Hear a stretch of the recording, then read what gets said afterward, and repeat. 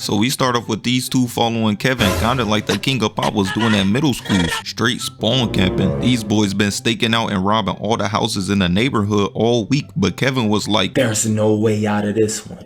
You're done. This my career and y'all gotta deal with me." And he goes upstairs to make his plan to get them up out of here permanently, throwing water on the steps, heating up the doorknobs, and putting Legos and ornaments on the floor. He's trying to fucking kill them. Death by Lego is insane. I wouldn't wish that on my worst enemy. So they pull up to the house right on time. Meanwhile, Kevin is in the house praying over his food until the clock goes off. Time to take these boys off the map. And he grabs the shotty. Niggas think shit sweet. I am not Joe Burrow. As he hides in a corner and they sneak up to the house, but they know Kevin's parents aren't home, so they just knock. Out here berating my son, telling him that his daddy can't save him. If he was black, he would have been cool. Lil bro would have had 8 years of experience being alone at this point. But meanwhile, they're throwing insults at Kevin. Kevin sticks the gun through the doggy door, shooting Harry in the dick. Had my son speaking in Swahili, but it doesn't even matter. He's like Kyson at height and a criminal. He wasn't using that thing anyways. So Marvin, his Floyd Mayweather type brain cells, decides to go check it out next, sticking his head through the doggy door, and he got that strap pointed right at him. Beaming him in the face got him on the ground spazzing out, while Kevin celebrating like he just won game 7. So Harry tells Marv to take his dumb ass downstairs and he'll take the front door. But like Eisen with his plan, he was prepared for this too, because a few moments later, Marv is walking across the lawn like an angry toddler and tries to go up the stairs and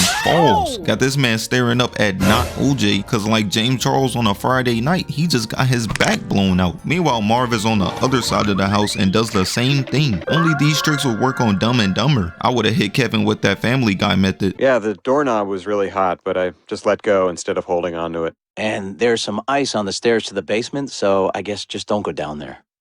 Just so you guys know, I have a tarantula.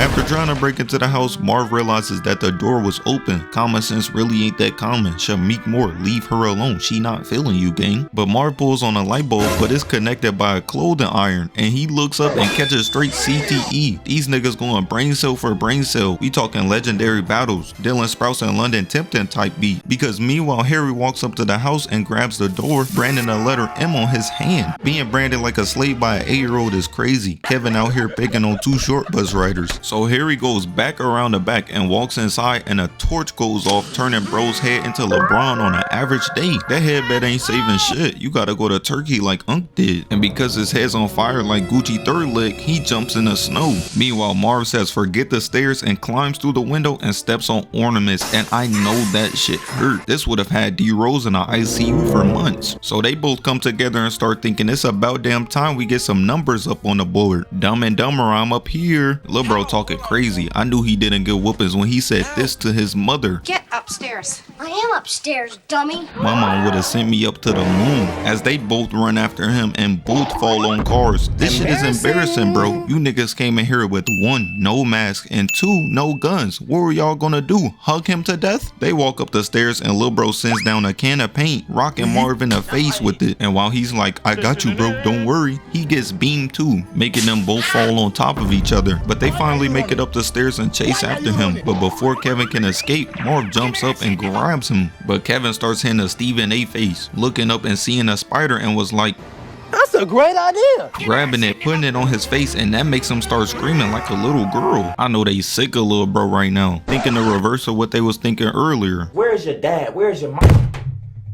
Where is your family? Meanwhile, Harry's out like a Cosby victim, and unlike a Cosby victim, he comes through and sees Marv standing over him with a crowbar, telling him not to move, and hits him in the stomach with it. Kevin out here forcing friendly fire. He just might be a YN. So Kevin had dipped to his neighbor's house, and this nigga finally uses his brain, knowing that he's gonna keep leading them through traps, eventually catching him where Discord Mods be coming up from the basement, and they start pressing Lil bro, even hanging him from the hook. And I can't even blame them. Kevin was trying to do to them what the humans did to Cobra from the Planet of the Apes. Meanwhile, the old man is sneaking up on them while Marv is trying to suck his finger? Bro, what type of shit is you on? Being an EDP disciple is crazy. Niggas ain't have aspirations to be a doctor or something? And the old head hits Harry over the head, probably making him dumber than he already is, which might be impossible. And before Harry can turn around, he gets hit in the face. And eventually the police show up and arrest these 2 bozos. And meanwhile, Kevin in the house cheesing, telling these boys to do that Tom Dubois method when they get in a slammer. The booty is mine. It belongs to me. You cannot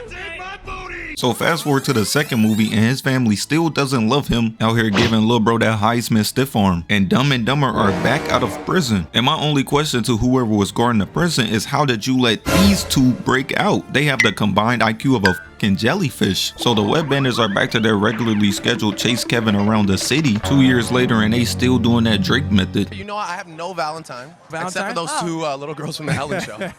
And plan to rob this store, Dunkin's. So we fast forward to later on that night. Security is doing a great job of protecting the donuts in this town because the wet bandits are already inside the store stealing. But meanwhile, Kevin is on the outside watching, finna make these boys pay. He knocks on the window waving at them, and they look up, and he takes a picture of them stealing and uses his big brain to set off the alarm, throwing a brick through their window, messing up their entire plan as they run after him. But the thing is, y'all are already fugitives. What does him taking your picture have anything to do with chasing after him? Harry jumps out the window first, and Marv follows after him, jumping on the other side, making him fly up and drop straight back down, landing on a car. And this is how I knew this little nigga Kevin might be crazy. And they follow him all the way back to his uncle's house, telling these boys to come get him. And this is when I really started saying, man, what did he do to make them niggas that mad? As he tells them to throw down his camera, but he like, okay, chucking a brick down, cracking Marvin in the head with it so hard. Harry started asking lil bro how many fingers he was holding up. 17. But Harry was really setting him up for failure, telling Kevin to throw another one, and he does, beaming him in the face again.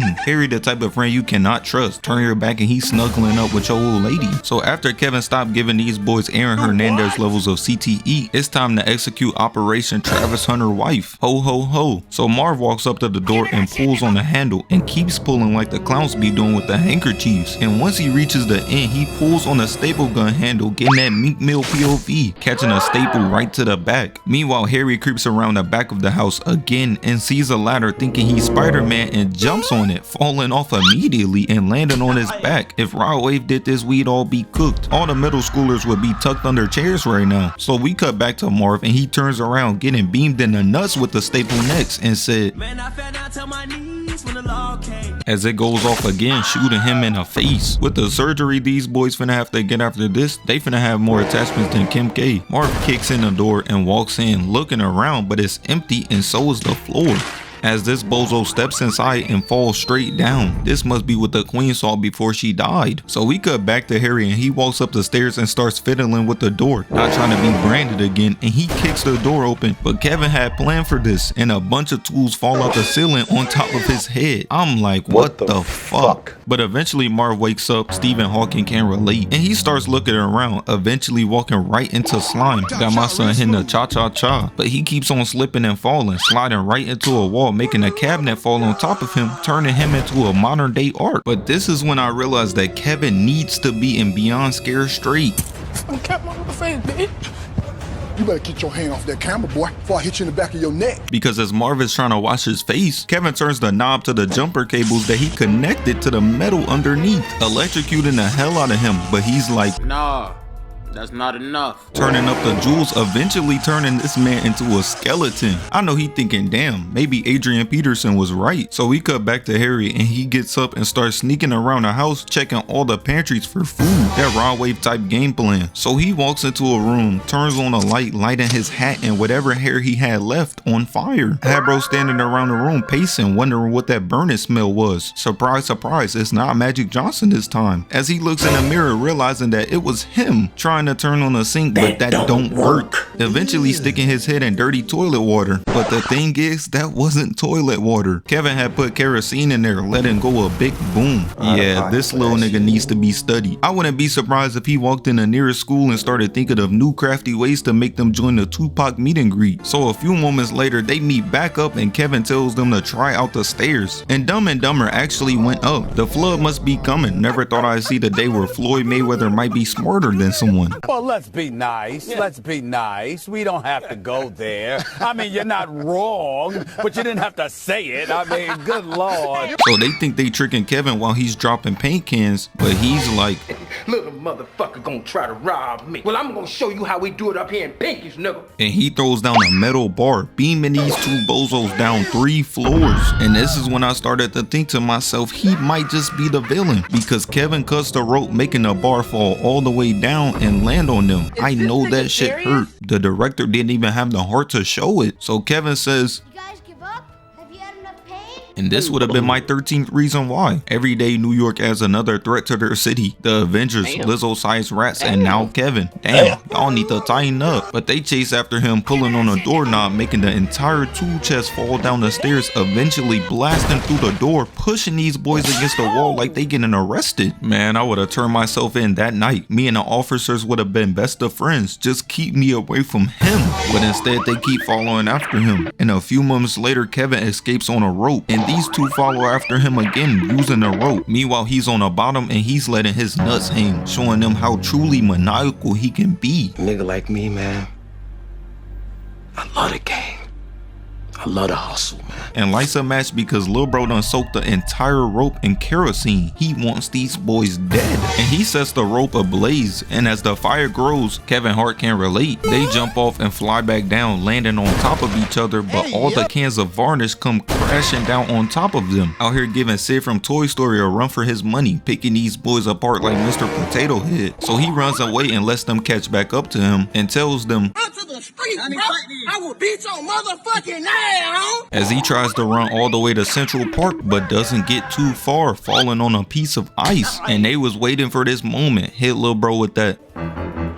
I got you now, SpongeBob. So a few moments later, they take him to Central Park and they about to do Lil Bro like Biggie Smalls, started pointing their gun at a 10-year-old. These boys having a power trip right now. They finally get to exert dominance over someone. In prison, they used to get told to wash my drawers, starch and press them hoes, and they used to say, yes, my king. They taking full advantage. But Marv starts looking up, seeing pigeons flying around, and the pigeon lady comes out of nowhere telling them to leave him alone. So bro turns around trying to blick her, but because it's too much varnish on him, he can't get the shot off, and she throws pigeon food on him, making hundreds of pigeons come out of nowhere, biting them in places where the sun don't shine. Got the old lady in the back laughing at them. This is sick work. I would have got up and called her homeless. Good luck finding something to eat tonight, my nigga. And eventually the police show up and take these two bozos back to prison, back to hiding their booty cheeks from booty collectors in there. First night back in the slammer, they gonna be hearing, I tell you what, I like you and I want you. Now we can do this the easy way or we can do it the hard way. The choice is yours.